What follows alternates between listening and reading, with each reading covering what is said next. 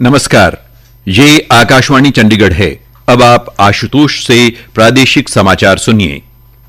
प्रधानमंत्री नरेंद्र मोदी ने पश्चिम एशिया की स्थिति पर चिंता प्रकट करते हुए कहा कि दुनिया भर में पेट्रोल और डीजल का संकट बढ़ रहा है।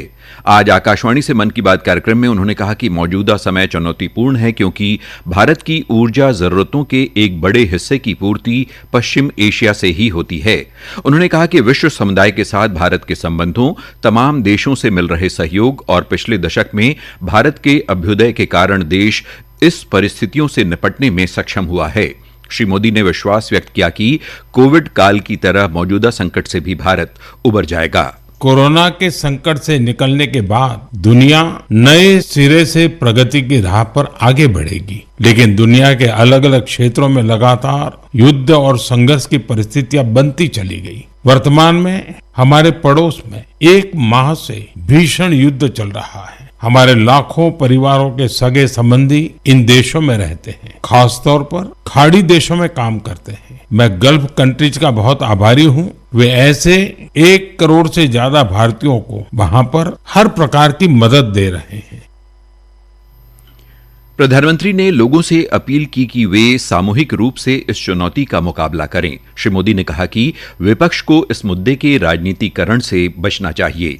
निश्चित तौर पर यह चुनौतीपूर्ण समय है। सभी देशवासियों से फिर यह आग्रह करूंगा कि हमें एकजुट होकर इस चुनौती से बाहर निकलना है। जो लोग इस विषय पर भी राजनीति कर रहे हैं, उन्हें राजनीति नहीं करनी चाहिए। यह देश के 140 करोड़ देशवासियों के हित से जुड़ा विषय है। मैं सभी देशवासियों से अपील भी करूंगा कि वो जागरूक रहे, अफवाहों के बहकावे में न आए। सरकार की तरफ से जो आपको निरंतर जानकारी दी जा रही है, उस पर भरोसा करें।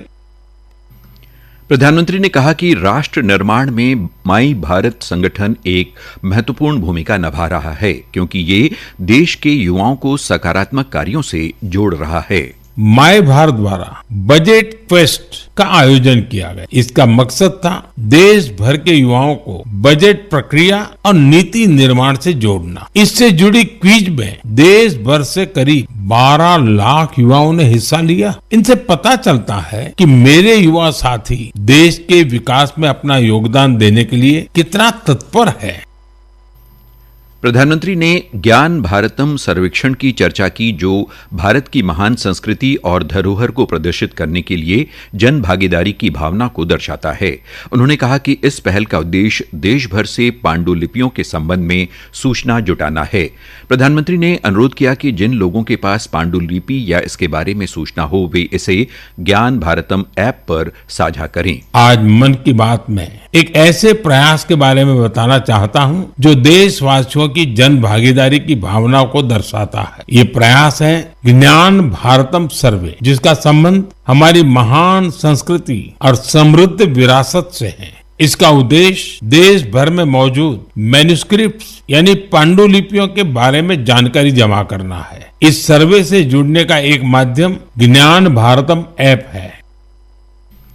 उन्होंने कहा कि अब तक हजारों पांडुलिपियां प्राप्त हो चुकी हैं और प्रत्येक प्रविष्टि का सत्यापन किया जा रहा है। प्रधानमंत्री ने कहा कि अरुणाचल प्रदेश के नमसई के चाओ नान्ती सिंह लोकांग ने ताई लिपि और अमृतसर के अमित सिंह राणा ने गुरमुखी में उपलब्ध पांडुलिपि साझा की है। कुछ संगठनों ने ताड़पत्र पर लिखी पांडुलिपियां उपलब्ध कराई हैं। ज्ञान भारतम सर्वेक्षण इस वर्ष मध्य जून तक जारी रहेगा। श्री मोदी ने सर्वेक्षण के जरिए अपनी अपनी संस्कृति के विभिन्न पहलुओं को साझा करने की अपील की। प्रधानमंत्री मोदी ने हाल ही में संपन्न T20 क्रिकेट विश्व कप में भारतीय टीम की जीत पर गर्व व्यक्त किया। उन्होंने कर्नाटक के हुबली में जम्मू कश्मीर क्रिकेट टीम के रणजी ट्रॉफी जीतने पर भी प्रसन्नता व्यक्त की। भारत ने T20 वर्ल्ड कप में ऐतिहासिक जीत दर्ज की तो देश में हर तरफ खुशी की लहर दौड़ गई। अपनी टीम की शानदार सफलता पर हम सभी को बहुत गर्व है। जम्मू कश्मीर की क्रिकेट टीम ने रणजी ट्रॉफी को अपने नाम कर लिया। जम्मू कश्मीर के लोगों में खेलों को लेकर गजब का जज्बा रहा है। इसके साथ ही प्रादेशिक समाचार समाप्त हुए।